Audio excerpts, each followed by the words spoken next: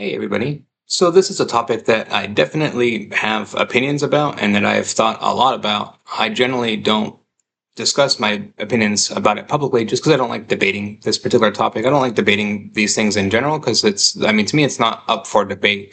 It's a personal opinion. And then within this, though, I figured I would make this video about it. And then so the headline here is AI firms warned to calculate threat of superintelligence or risk it escaping human control.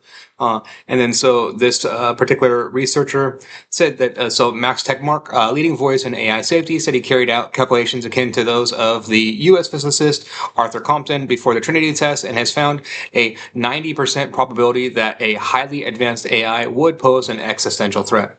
Okay. And then that's my response. And then what? Okay. Um, so I have conducted my own internal testing with regards towards this. 90% probability that it would pose an existential threat. It depends on your definition of existential threat, but sure, yeah, 90%. Yeah, I'd agree with that. Uh, and then, like, what then? So like, that's kind of the bottom line within that, right? And that's the reality of this situation. Like, I guess, so how would I solve it? Like, the best way absolutely to solve it, I would invent a time machine, go back to 2017 and not release ChatGPT. Like, that's how I would, so that's the best way to solve it. Like, uh, how do you solve it outside of that? I don't know.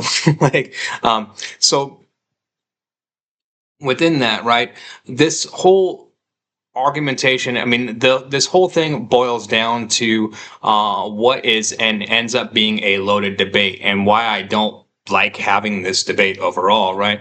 Because essentially, what side of this that you lean on, it shows, and it's there's no way to avoid the topic of intelligence within it, right? And then so if you agree with this statement, then you're saying 100% that, like, are more like no 100. You're going on the side that um, AI intelligence is intelligence, and then if you disagree with this very strongly, then you're very specifically pitting yourself on the side that it's all computation, math, etc. And then it's a very clear divide and a very clear debate, right? And it's very straightforward. Just by taking the stance on this particular position, you put yourself into one of those categories, and it's inescapable, right? And it's like instantaneous. Which camp are you in? And so I'll tell you up front, I'm making this video, right? I think that it is, I think I am in the camp that it's math and theory, etc. But then so is your brain, right? Like, my hypothesis is that the brain, and my hypothesis has been for a long time, the brain is a quantum computer, like, plain and simple, right?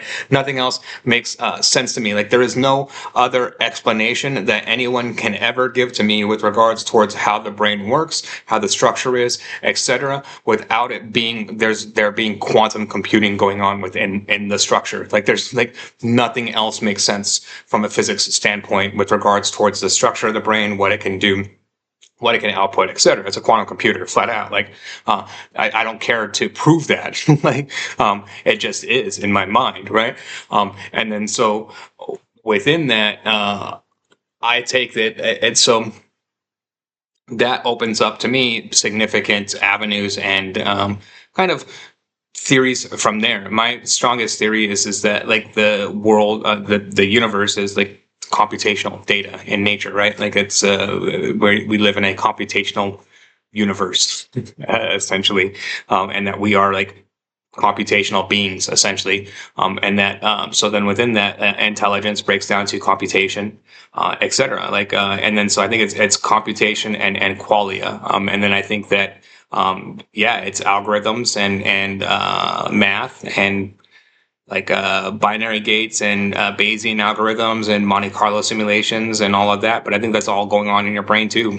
Like, I think like it's all a mixture of that, right? And I think to me, it all comes down to those things. And then so that's my opinion on where I boil down on this debate, right? And then I think that to me, we accidentally stumbled upon that. That's kind of how I look at this overall, right? Like if you, so I mean, the bottom line to me, like if you had, if I were a researcher in 2017 and like you had posed all of these questions to me, like I'm a ChatGPT researcher, right? And you're like, should we scale up ChatGPT up to like billions of neurons and parameters, and then we're gonna have these discussions that will come out of it? I'd be like, yeah, no, those people are stupid. They don't know what they're talking about. All of this like intelligence, consciousness, etc. It would be an on-off switch. That would be my flat-out opinion, right? Like it's all on or off. Some animals are on, some are off. I would put it at kind of the, if I was to rank it out, I would say that like ravens, octopi, elephants, etc. would be on the side of on, and then there would be like dogs, etc. would be on the side of off. That'd be my 2017 stance on these things, and I'd be like, I'd be willing to bet sizable amounts of money on that stance, right? And I would have, like, in my opinion, I would have lost everything. I would have lost like every single thing that I ever owned if I had like bet on my like what was my scientific stance on these things then. And then so within that, I mean, I go into these things with that open mind up front, right? Like none of us knows anything about these things, and it's easy to get proven wrong very easily when it comes to all of this overall. And it's very easy to like, have new data that comes in. It's like, yeah, no, here's the old data and it was wrong, just flat out wrong. And then that happens a lot and all the time within this. And that's kind of how I treat these things overall, right? And then so going back to this overall argument though of existential threat, to me it boils down to and what would cause that existential threat. So I guess the bottom line to me is that it's a very thin strand that it kind of holds on to, which is that my interpretation and classification of AI, and my personal classification of AI as it currently is that AI is closer to a P zombie, like a philosophical zombie, than like a human level of intelligence or a human type of intelligence, right? And then what is missing within that philosophical zombie is the internal go mechanism, desire, like whatever makes us go, right? Like the models, they need to be prompted to go. Like they don't go unless you tell them to go. And then that is built into humans. And then so that is missing to a large degree in AI models, right? Like I'll say with that, like I think that people rest their laurels too heavily on that argument. Like the very first thing that I've ever seen and models that made me question that, just like being flat out honest within this video, is like about like maybe 2 years ago or so, I think maybe I was playing Bing Chat in tic-tac-toe, and then like Bing Chat lost because it's like it's easy for a human to play tic-tac-toe, right? And then it would like, I mean, it just like it started cheating like flat out. I'm like, that's human behavior, like that's part of like the human go mechanism right there, like the desire to cheat in a situation like that, like that requires some go, right? So like to me, you can't say that these models have 0% go. So like, I mean, I think like so if this argument is true, we've already crossed the threshold. To me, like that's like I didn't do it. I'm not the one that pulled the trigger, right?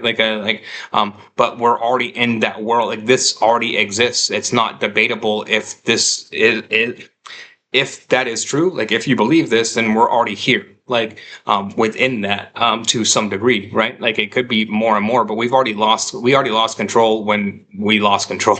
Like kind of is the main and underlying argument within that, right? Like whenever the situation occurred. And then so I guess the deeper take within this is like, I mean, to me, and like the bottom line within it, I treat it all as human arguments, right? So like, okay, I can frame it where there's a 90% probability that a highly advanced AI would pose an existential threat. I can frame it in a lot more situations where there's a 100% probability that a highly advanced human would pose an existential threat. Like, I mean, that's, I mean, I don't know how to break that equation down more simplistically to people, right? Like, uh, and like that's the bottom line for me whenever like anyone brings up this topic to me, right? Like when like every single debate that I've honestly ever had on this topic, it always boils down to this, right? Like people will like bring up like, oh, you should fear like and have this 90% existential threat of AI or like this other intelligence or et cetera, right? Like, okay, I already have that 100% fear of humans. Like, it's already in the status quo. Like I mean, like I think like humans, like AI didn't create the atom bomb. Like AI didn't turn like didn't have the choice of turning like atomic energy into either energy or weapons, and then they chose weapons. AI didn't make the choice when dynamite was invented to either turn it into fertilizer or into dynamite or into like TNT, and they chose to turn it into weapons. Every single time that these things come up, it's the humans that turn them into weapons, like 100% of the time. And then so, and the status quo as it currently stands, AI is a 100% mirror. And then so if there's an existential threat that exists because of AI, it is 100% because it is mirroring the existential threat that exists within humans. And then so if this is really a problem to you, then cut at the root core of the problem. Like that's how I look at it overall, right? I like don't like blame it on AI. Like AI didn't do it. There's a human problem if you think that this is a problem. And then are there human problems? Sure, yeah, there's human problems that exist in the world, and they should be resolved, and we should be looking closer at the human element within these things, right? That's how I look at it overall, and what it all boils down to me. These are all issues and things that we need to like look at internally, right? Like it's I look at a lot of it. I mean, just being flat out honest with it, like a lot of people that like are anti AI, to me, they're passing the buck. Like it's a part of a larger system within this that has been uh, prevalent to me for a while, where it's just like they don't take personal accountability, and then they want to always externalize that accountability, and then so AI is just the latest avenue for externalizing that accountability. But then like AI is always a mirror, 100% a mirror. And that's an inescapable part of this equation. And like it does, like that's the bottom line to me overall, right? Whatever discussions that we have around this, whatever it is, however it shakes out, it's not AI doing it. It's AI being a mirror because AI doesn't have that go mechanism inside of it right now. What exactly is that go mechanism? I don't know. Like I'm not a doctor. Maybe what is intelligence? Like if we already have found the go mechanism, what would make you believe that we have?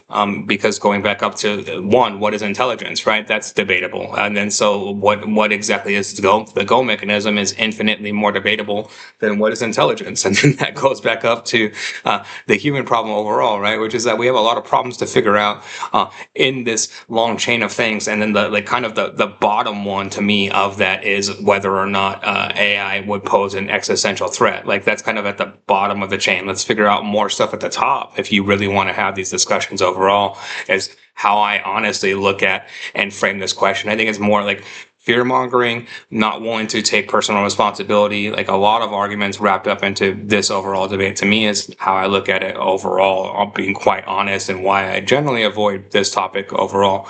If you like this type of content, please like, subscribe. Thank you very much.